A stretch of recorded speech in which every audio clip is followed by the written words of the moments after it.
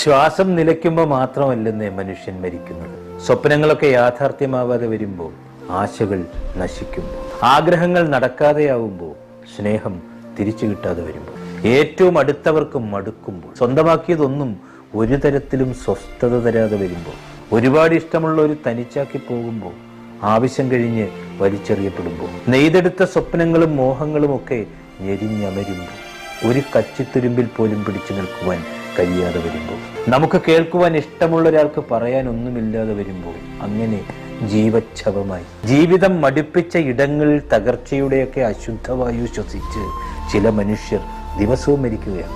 അവസാനത്തെ വിശ്വാസവും പ്രതീക്ഷയും ഒക്കെ നഷ്ടപ്പെടുത്തുന്നതിൻ്റെ പേര് കൂടിയാണത്. ജീവിതമെന്നത് വിചിത്രമായൊരു തെരുവീഥിയാണ്.